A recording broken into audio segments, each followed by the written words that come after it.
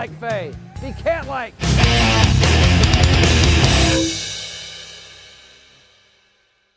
Hey volleyball fans, welcome to 5 Sets with Dave this week. Coach, thank you for being here again. It's always great to be here, especially after a good week, and looking forward to some exciting times in Holloway Gym this weekend. For sure. So speaking of this past week, just recap the Wednesday game and Saturday game for us. It was kind of weird because you played Indiana both times, but you guys swept them on Wednesday to get the Monon spike back, or not back, to keep it. To maintain it, yes. And then beat them in 4 sets on Saturday. So just talk about how those games went.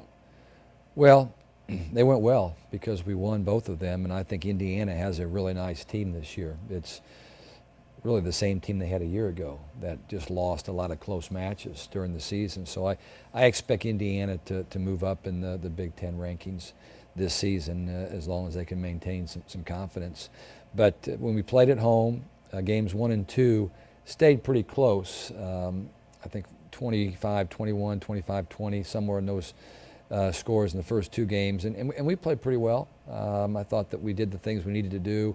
We had a big lead in game 2 and let them kind of come back and make it a little more interesting, and then played a really good game 3 against them and just jumped all over them early. I think we got ahead 6-0, 7-0, and so that was a real satisfying win for our team at home in front of what I thought was the best Wednesday night crowd we've ever had at Purdue. It was just packed, and it's tough to get Wednesday crowds. So I was happy with that. Then we went down to Indiana, and I knew that they had enough toughness that they would compete after getting beat a few days earlier, and it was their 40th year anniversary. They had alumni, almost 70 alumni come back for that event. So, you know, kudos to them for having a great event. And so I expect them to play well, and they did. First game was not too bad, 25-15, and that maybe gave us a little bit of a false sense of accomplishment because we kind of spit away game number 2, had chances to win and didn't do it, and they beat us, I think, 26-24. We made a little bit of a lineup change with Danielle Catino coming into the match. She hadn't played for a couple of matches. She came in and really set the tone in game 3, blocked a lot of balls, got the attention of Indiana, and we won that 25-8, which is a real solid win. And we're fortunate to win game 4. We were down 23-21, scored 4 in a row to close the door on Indiana and escape with a 4-game victory. So in a nutshell, our defense was better. Our blocking and defense have been the 2 things we've been really working on, and it was nice to see that come to a little bit of fruition this past weekend. Yeah, I mean, you guys had 20 blocks, which is the most since like 1991, before I was even born. So. Is that right? I didn't know it went that far back, yeah. But you know, the more you get to play a team, you know, we play them twice in a row, even your players start to figure out what's going on. And we were able to, I think, isolate on a couple of people and get them out of system. So that allowed our blockers, the job gets a little bit easier when your servers are doing a good job and you've played the same team over and over again. Yeah, especially within like 3 days. Yes. it's fresh in your mind. Yeah. And your underclassmen this year have just, they're in big roles. They've done pretty well as Aristotle. You mentioned Danielle. Lydia's come in to serve and play some defense. Just talk about how that is only going to help in the future, especially coming up with this weekend. Well, that was the benefit, I think, of having what I have referred to as a favorable schedule in the Big Ten, where not that anybody we played isn't good, because they certainly are. Michigan, Michigan State, Rutgers, Maryland, and Indiana twice. All those teams are very capable. I mean, Michigan just beat Nebraska last weekend. So, but it wasn't some of the heavy hitters that people are so familiar with in the Big Ten. So it allowed this young team of ours to get some experience, learn how to play together, find out what it's a little bit like in the Big Ten. And now all of a sudden, you know, we're going to get hit with Penn State, Ohio State, Northwestern, Illinois, Wisconsin, Minnesota. So, you know, it's, you know, if you get off easy early on, and when I say easy, just not some of the sluggers of the league, you're going to pay for it at some point in time. But we needed that time. We weren't playing very well 2 or 3 weeks ago, and now I feel like, you know, we're starting to come together as a team. Right. So speaking of this weekend, huge weekend, Penn State, Ohio State. Penn State's coming off a loss to Illinois.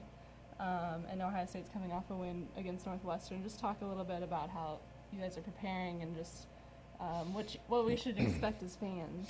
Well, it's really early in the week, as you know, and we're just starting to really process Penn State, and that'll be our focus really up through Friday night, making sure that we're doing the best we can to understand what they're trying to do. But they've been playing a lot of different lineups.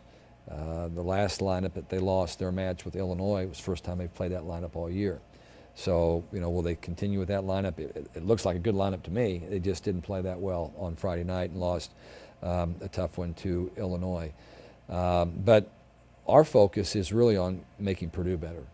Certainly you have to be prepared, and we will be, for what we think Penn State will do, and then we'll adjust accordingly. But our 99% of our work this week is going to be on making Purdue better and improving our ball control.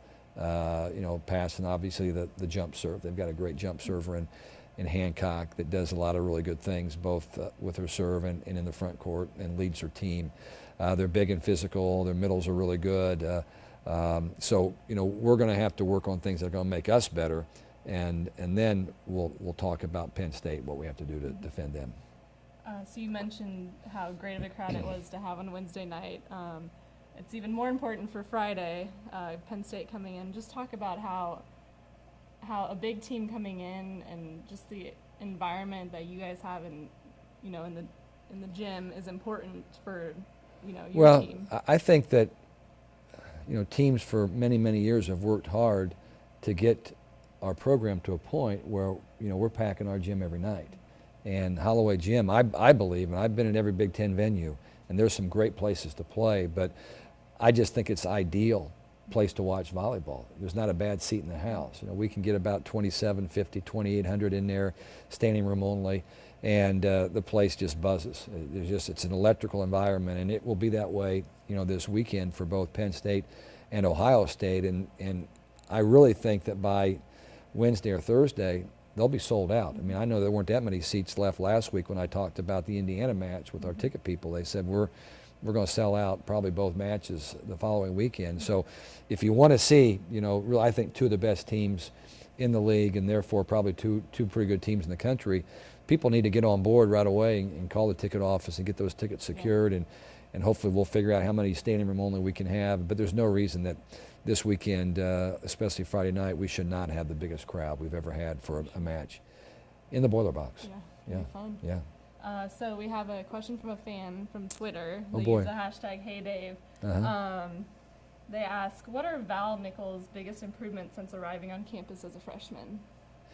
Oh, I think without a doubt, maturity, and the recognition that to become really, really good, you have to work really, really hard. And she was like a lot of players that go to the Big Ten. They've been really good all their lives, and things have not been that difficult for them. And then you walk into the Big Ten, and everybody's 6'3" and 6'4" and 6'2", and very, very talented, and expectations become larger because there's so much more you have to be doing and you're more involved in. And I think, she's really grown into that. She's become a really good competitor. She, I think, has learned how to respond to her teammates in a really, really good way. Our players look up to Val Nichols. They have a lot of respect for Val, and even just this year, she's developed so much as a player. Her setting skills, her ability to run the team, of knowing what plays to call in what situations, who needs the ball, who the hot hitter is, who's the competitor, her ability to score points offensively. She's getting really, really good. That's been something that's been challenging for us to do. She wants to set the ball, and we're telling her that you need to be an offensive setter, and now that's starting to come together. So, she made a lot of positive changes. She was a great person when she got here, but we needed her to become one of the elite players in the country, and she's doing that. Yeah, for sure. She's the quarterback.